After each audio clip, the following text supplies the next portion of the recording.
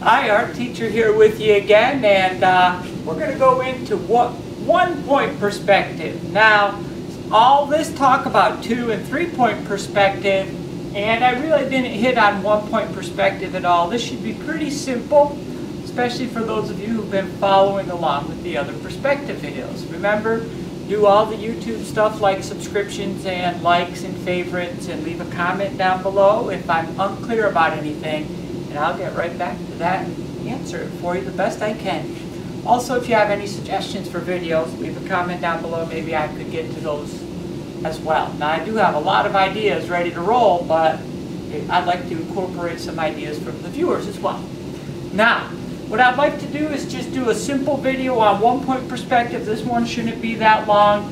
A review on what a vanishing point is, though, because the 1 point refers to a vanishing point, which here in this dot, a vanishing point, an example would be you stand in the middle of a road, look way down the road, the two sides of the road look like they come together way down there into one dot, and that's the vanishing point. Now, you can draw a light line across the paper, you know, parallel to the top and bottom of the paper, with the dot there as the point in the middle of the line. This line would be called the horizon line, and the horizon line determines whether you're looking up at something, that means it's above the horizon line, or you're looking down at something, meaning it's below the horizon line. So, let's start off with one of the most simple concepts of the 1-point perspective, and that would be just drawing a road going back into the horizon. So I would simply take my ruler, take my pencil, put it on the dot, slide the ruler up to that. That's a good way to do it. Then make one line coming down this way, one line coming down that way, and it looks a little bit like a road, but it also could look like just a big triangle. Let's make it look more like a road by putting the passing lane or the dotted line right down the middle of that road. And I can do that by, well, I'll draw a couple dots down here, and those will be two sides of. Now you could measure across if you wanted, find the exact center between here and here, and then go out a little from each side of the center, or you could just estimate as I'm doing here. Anyway, I'm going to put you can put your pencil right on that dot and bring it right back to the vanishing point. Now this will be a solid line. This would be like what you'd call a no-pass lane. You can't pass, but I'll make that be a passing lane. It'll give it more of a look of a road. That's going to be the, this will be the center line of the road. And if I want to make that be a segmented line or a passing lane, I have to keep in mind that the lines get smaller and smaller and smaller as they go further back. They're going to get a little smaller because things that are far away look smaller, right? Now, let's start off with a bigger line up close here. Zip. Zip. Oh, starting to look like a road now. Just do an informal measure. Make that one shorter. Just do a little informal measure, taking my fingers like this and bringing it down. And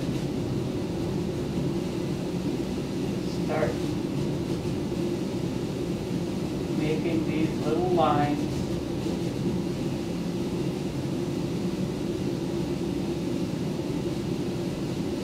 Way back in the distance, and of course they get more blurred together way back there. So you can see it looks like it's a road going back in the distance, and putting that segmented line helped with that. And you'll see a lot of books and a lot of, you know, videos, instructional things, any sort of materials. And they always show telephone poles next to the road, and they figure out the top and bottom of the telephone pole by, I'll put the top of the first telephone pole right about here. Then I'll make a line going kind of parallel to the edge page, comes straight down. Then, I probably made that going out too far. Let's make it right about here. And then, from the bottom of that line, back. And this sort of triangle coming off of the vanishing point, that can indicate the top and the bottom of where the telephone poles will be located, the top and bottom of the telephone poles. So I'll go ahead and draw one little telephone pole here, the one that's closest to you. We'll circle that here.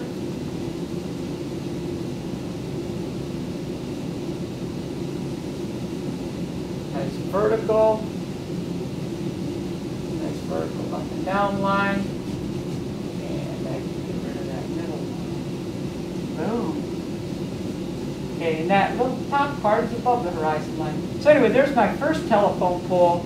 All these telephone poles will in fact be the same height, but they look like they're getting smaller because they're going back in space. So just for interest, I'll add a little cross bar there and a little insulator, isn't that what they call those? And I'll draw the telephone lines off the insulator, just real lightly coming back here to the vanishing point. So there's the little lines coming off those telephone insulators. This is the old style telephone poles, not those big, huge, high power ones. I heard it's bad to live by those, by the way, keep that in mind. Anyway, let me make another telephone pole. And this will illustrate how to make them get a little shorter as they go further away. So there's one side of it. Draw my little curve. Bring it up. Bring it up. Well, a lot of this is intuitive. The placement of the telephone poles is not precise in this case. I'm using more of an intuitive, or what they call empirical method. Kind of like I did for the stairs. Make my cross beams, put my insulator on it, and my line should go right to that, the ones that are directed back to the vanishing point. Make another little telephone pole further back. Oh, I guess I'll keep it to just 3 telephone poles. On the other side, I'll make the sidewalk though. Oh, better get my yardstick for this. Zip. And zip. And just go across. Put my insulators on it. There. And the lines are right in place anyway. So now the top and bottom of that one is accurate. And I can get rid of this guideline. And I'll do one more pretty far. This one's going to be further back for sure. My cross lines.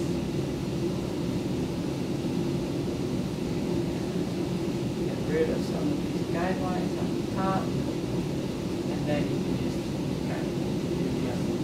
It does look like they're going back. If you look at it, it looks like this one's closer and they're going back. Even though they get shorter, they're all the same height, and that's the concept. Now, if I wanted to do a sidewalk on this side of the road, how would I do that? Let's see how I would do that. I would go from this vanishing point, bring that down.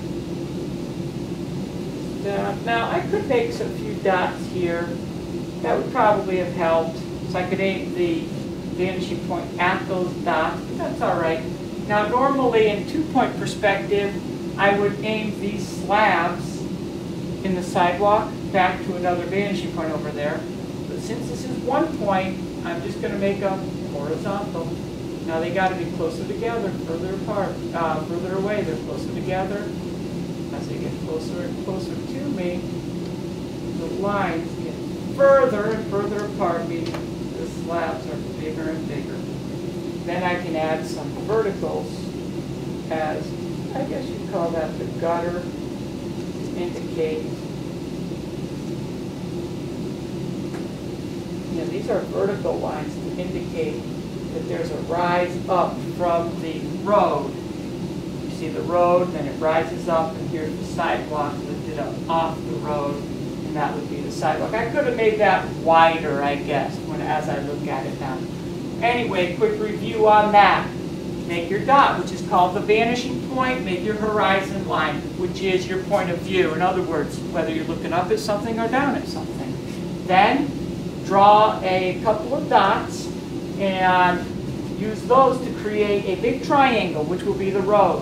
When you make the road, make a couple of dots right toward the middle. You can measure the exact middle point between the two sides of the road. I didn't. I estimated. And anyway, draw those two lines down to the dot. Then segment those. And as you segment them, they get closer and closer together as they go further and further back. I did an informal sort of measure, just using my fingers to make sure that they were getting smaller and smaller as they went back. That's because I'm using what would be called more of an empirical method here, not a linear or precise method. Anyway, then I did these telephone poles, and I made a dot here and a dot there to show where the top and bottom of the closest telephone pole would be. And I connected those dots back to the vanishing point. Then I simply drew the telephone pole and the crossbar and insulators, and then I tied the lines back to the vanishing point. Then that told me where the top and bottom of each of these telephone poles was as they go further back. When I did the sidewalk, you can make 3 simple dots. You might want to make the sidewalk a little wider than I did here. And then instead of having these lines go back to a second vanishing point as you do a 2-point perspective, instead I just made horizontal lines for the top and vertical lines for the gutter part. Okay, that's it. And I got one more on 2-point perspective, how to draw a room or a hallway in 2-point perspective. And you know, that's a kind of a standard project that you see around, but experiment with it. Try to think of other things you could draw other than a road and a room and see what you can come up with. Hey, hope you're getting a lot out of these videos, and you take care.